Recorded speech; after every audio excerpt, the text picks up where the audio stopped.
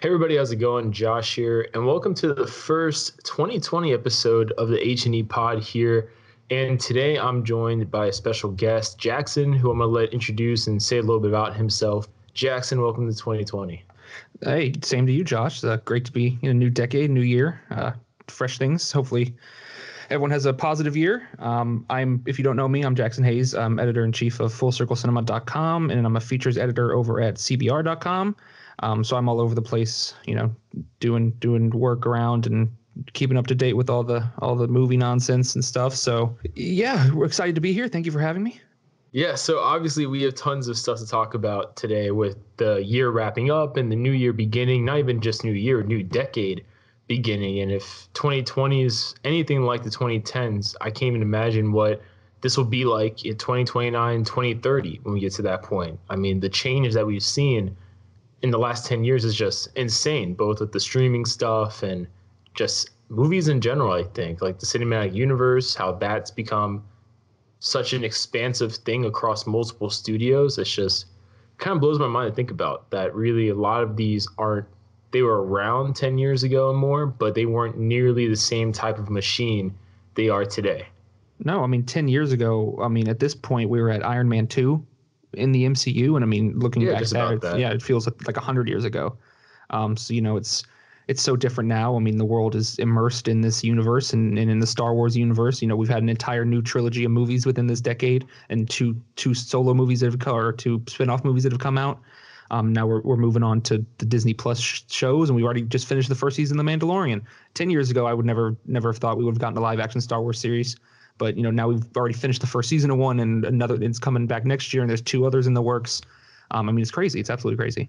The topics we have here today, for those who like skipping around to certain things, if you're listening to the whole thing on SoundCloud or Spotify versus the different segments on YouTube, the first topic is going over top 5 anticipated movies / TV shows for 2020. Then the second topic is just kind of looking back at 2019, saying what we thought was, or I guess what we thought was the best and the worst movie / TV show, respectively. And then we get into some news discussions because Disney Plus has kind of announced a few things. And then some of the Disney Plus Marvel shows have had things which I guess technically are currently rumors, but seems pretty trustworthy to believe 95+% it'll probably happen.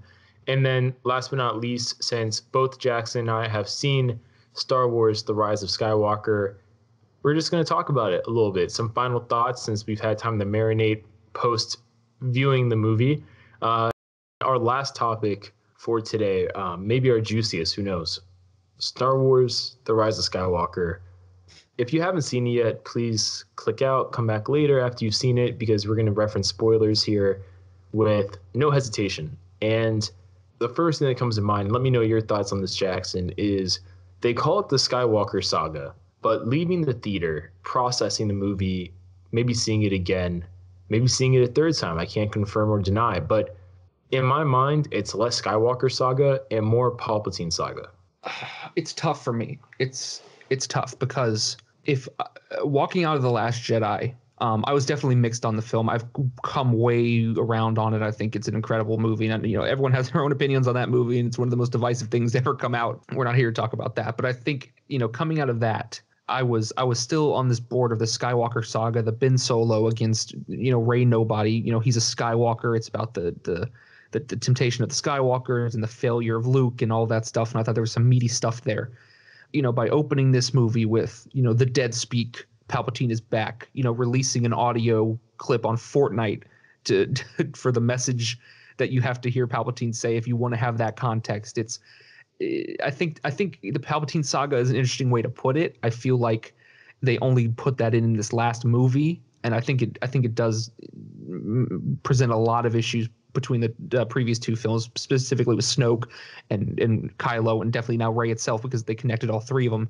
I just think they went out of their way to try to make it a bigger deal between these two families, when in reality, the original trilogy was about Darth Vader and Luke turning his father back to the good side more so than it was about the Emperor. The Emperor was a bigger presence, and then the prequels were about Anakin's fall and the Emperor's hand in that and his story. But then they've just made it like he's been this the puppet master the entirety of the entire saga. And it's I find it a little frustrating. I find it a little annoying.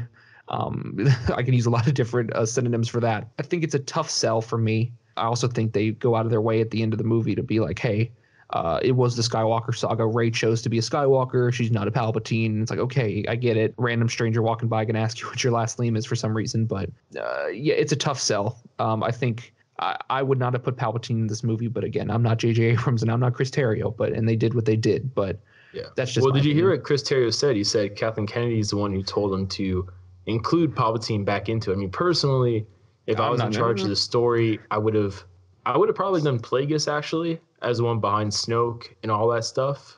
Maybe just because I think Plagueis would have worked more interesting, and like you said, not making it this thing about Palpatine versus the Skywalkers, and then plus you could have done a really interesting plot line of, there's rumors still today that, Plagueis trying to manipulate the midichlorians resulted in the Force rebelling against Plagueis and creating Anakin.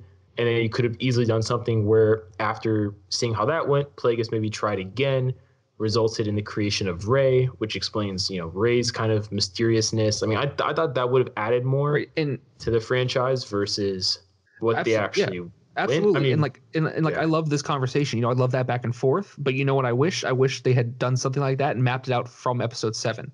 But they didn't. Yes, that is actually a big problem I have too, because I don't know if you read the extra, materials like comics and all the other stuff they released to support the events of what happened during episode 7 and before, but they've actually retconned a lot of stuff. Like I think in episode 7, they said Kylo Ren, either with or without the Knights of Ren, for destroying the Jedi Temple Luke made and the they just recently went back and said that wasn't the case. Yeah, instead it wasn't Ben Solo that did that. It was like some mysterious lightning storm that hit the Jedi temples and lit them on fire and this and that. And Snoke himself, who persuaded Ben Solo to him to become Kylo Ren, I guess was disfigured due to a previous battle with Luke. But obviously in episode 9, they retcon that and they make the disfigurement a byproduct somehow of the cloning, whatever Palpatine did to create Snoke from his original genetic sampling. I mean, it was... You're right. The biggest thing that would have been nice to see was a consistent, unified plan from beginning, middle to end. And here's where I take the biggest issue, and I have a lot of issues with it. It could be Kathleen, it could be JJ, it might be Chris Terrio, it could be any of the three. It could be all of them. It could be, one of them, whatever the case may be. So episode 7, JJ comes in. He reinvigorates the franchise with, however you feel. I think The Force Awakens is a solid movie. I think it's very well made. I think it brings fun back to Star Wars. I think it opens up interesting things. They handed the reins to Rian Johnson and they said, Ryan, you make the movie that you want to make. He made the movie. It's divisive. People didn't like a lot of the choices made. I'm not on that boat, but it's similar to Lucas's vision, though. Oddly enough, it follows a lot of the stuff. Luke's arc is very similar to what Lucas would have done, which is one of the big things that people take a lot of issue with. I think the case is that they let him make that movie. People didn't agree with all the choices, but rather than standing by the movie that they produced and made, yes, Ryan wrote and directed the movie. And it came out. Kathleen looked over the script. Kathleen said, "You're good to go." People, higher up as Lucasfilm, were on producing the movie, sat there and said, "You're good to go, Ryan. Let's take this movie. Let's put it out there. You want to kill Snoke? You want to make Kylo the villain? Let's do it." JJ comes in and said, "Oh, people didn't like it." Kathleen said, "Oh no, people didn't like it." Chris Terrio goes, "Oh, people didn't like it.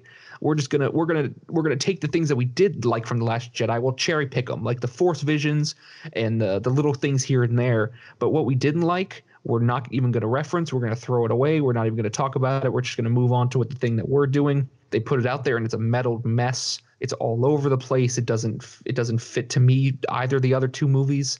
To me, The Last Jedi is a sequel to The Force Awakens. You may not agree with the choices, but I don't know what this is a sequel to. This is some crazy fan fiction that they came up with to try to appease fans by bringing back a villain that they assumed everyone liked. I mean, sure, Ian McDiarmid as Palpatine is fantastic, and he's a great. And in the prequels, he's fantastic. What he does in Episode 6 is great. No one's going to argue that. But just tossing him in there in the opening crawl and releasing a thing on Fortnite, like what is going on here? It's a mess. This is not a sequel to the movie that was made before. It was something that you made to appease fans. And listen, all the power to you, but I'm not going to sit here and like it. Yeah, I mean, the big problem I had was in Episode 7, and we talked about something which I'll bring up in a minute, but Episode 7, they institute a lot of plot lines. And one that I was actually really interested in was Finn, because they introduced that Finn was force sensitive, and maybe that was why he was able to break away from the supposed brainwashing that a lot of the stormtroopers go through when they're kidnapped as children. And potentially that left Finn's plotline. While obviously Rey was destined to have a final confrontation with Ben Solo slash Kylo Ren, it left Finn available to maybe kind of do something we've never seen before, which is a stormtrooper now on the other side, not on the rebellion, but I guess resistance at this point, and maybe lead a stormtrooper uprising. His foe was Captain Phasma. That would have been a really cool thing to see planned out, especially if they did something where he loses, his battle with her the first time, maybe the second battle more even, but he still loses. And then the third one, he finally gets that satisfying win. That alongside of him using a lightsaber, it was all there. Episode 8, The Last Jedi, really dropped all of that. And it really sucked because I don't think Rose is a bad character, but that plot line was really dumb when you think about it, because it was basically Finn being lectured and taught the evils of slavery and stuff like that when he was a child, basically slave soldier, which just kind of threw me off. But then with episode 9, besides the handling of, like, it was weird. They definitely cherry picked, and they were very disrespectful in a lot of indirect ways to The Last Jedi. Besides the fact that the Ochi's dagger plot line was a huge Deus Ex Machina. Like, without that, the whole plot of The Rise of Skywalker falls apart, basically. Everything from connecting Rey's parents to finding Palpatine to basically everything. Even Lando's inclusion falls apart when you remove Ochi's dagger. The way they handled the Force in Episode 9 really bothered me. I mean, they did the whole Force dyad thing, which I thought was kind of a rushed concept introduced to explain the connectivity Rian Johnson instituted with the Force bond. That bothered me. Not the Force dyad, but it bothered me how Rey, her relationship to Palpatine was signified by Force lightning. And we talked about this but pre-recording, because it basically sets a standard for a lot of general audience members to think of the Force less as a spiritual, esoteric, spiritual essence across the galaxy, less like that, and more so like a sci-fi generic superpower. Because now people are going to think, oh, if your parent has this ability, then you automatically have that ability. When in reality, if anyone's a Force user, you can use any Force ability. And here's the thing. So there's a moment, and I think it's in the throne room, in The Last Jedi, and I think there's the Rise of Skywalker did a lot of disservice to this moment, where Snoke is talking to Kylo Ren and Rey, and he goes, when I was training Kylo on the dark side, the light side awakened a force inside of someone else to match Kylo Ren's power, because the dark side was rising again, and to find balance, there needs to be a balance. And I believe I thought that was an incredible idea. I thought, oh, wow, training this dark side, Snoke and Kylo's dark side abilities, bringing out this unbalance in the Force, and then them unlocking in Rey, just random girl on Jakku, because she's the one the Force has chosen to match them.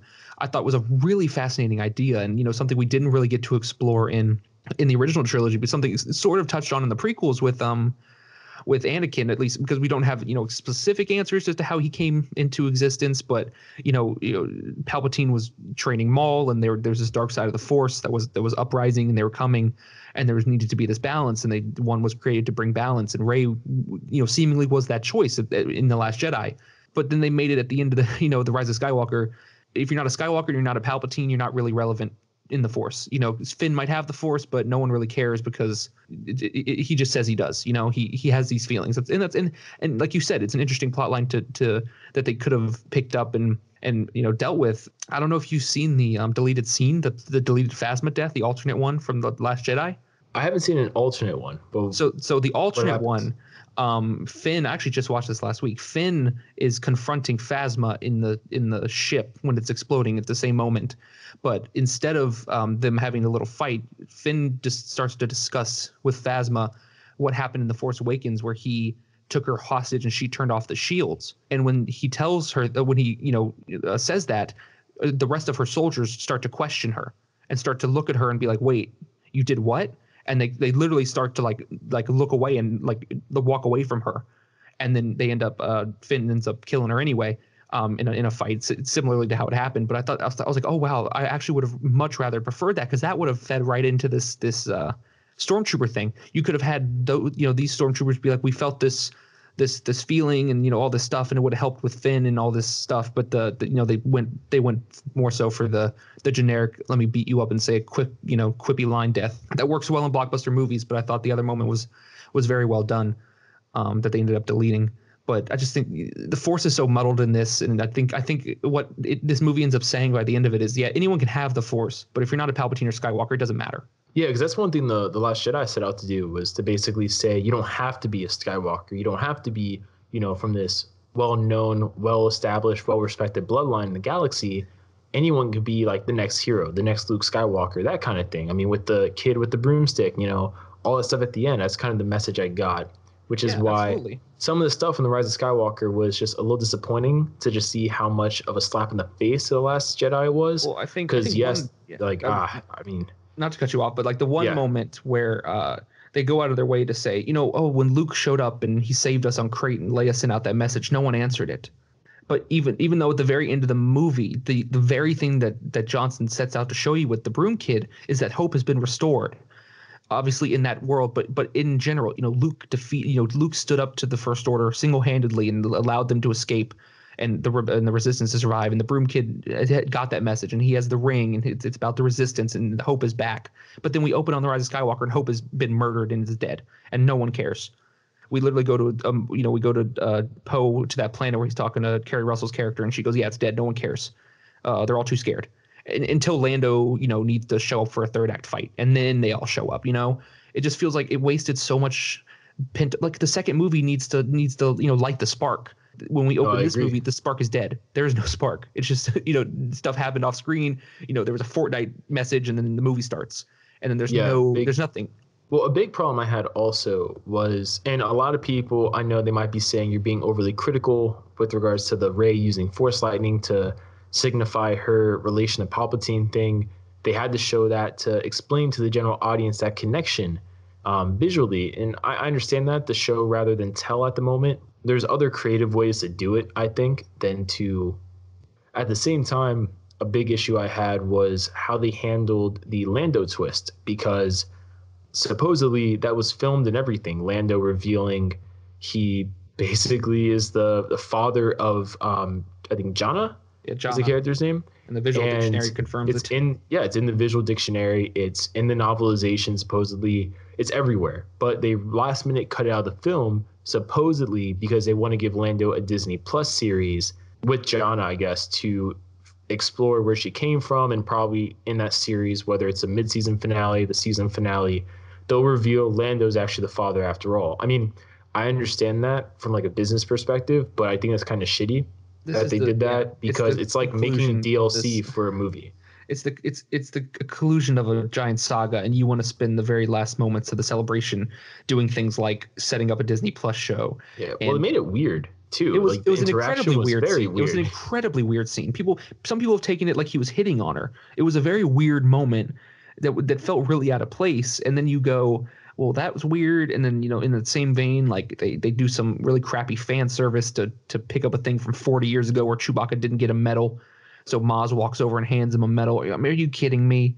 Like, come on now. It's not, this isn't like, it's just not the way, this isn't the way I would have pictured this saga ending. And it just was really a big disappointment. When I was talking to Brandon Katz in a previous episode of the HNEpod, we brought this up, and we were both kind of like this was a big thing for us. But when reflecting on the entire trilogy, I rewatched The Last Jedi and The Force Awakens again, and I keep being dumbfounded whenever I ask myself, what was the point, the purpose? Like, outside of obviously making money for Disney and all that stuff, right? Like, what was the purpose story-wise of this saga? Like, what did it tell us that the previous original trilogy already didn't tell us? Because Luke already basically had the story up until his reveal of, the farm boy, basically a nobody, becoming a hero. Obviously, you already have the redemption thing that they did with Kylo, with Darth Vader. I think the problem is that each movie had something different to tell us. I think each movie had a different lesson, and by the end of it, they just decided that the lesson that the second one had wasn't the one they wanted to do in the third, so they need to make it something different. And I think that was really a poor choice. And I really think walking back on this trilogy as a whole, it's a tough watch. Obviously, the prequels are not great there quality-wise at all, and they're not there filmmaking-wise at all, but there's a connective tissue and you know where the story goes. It starts and it ends. There's stuff in between that doesn't work, but it makes sense as to why it's happening. It just may not be good. This is just all over the place. It's funny. When they did the Rey with the Force lightning, I was like, oh God, they're doing like the kind of more generic sci-fi version of the Force where it's like, superpowers basically passed down from, parent to child, whatever. And first that made me think, how powerful is Palpatine's kid? But then second, it made me think when Rey was using basically Force life transference, not really Force healing, were they kind of slowly jabbing at the audience and saying that the theory that Palpatine transferred life essence from Padme into Anakin was true? Because that was like a huge thing where it's like, how did Palpatine know she died? And I think like it opens how wink he was about it. I think it opens a Pandora's box of nonsense that can go so many different directions and just muddle this franchise down even more so than it already is. It's rough because there's so many implications you bring out, like the Snoke cloning. Can you clone a Force user, or was he using him as a vessel? Those kind of things. Was he actually legitimately?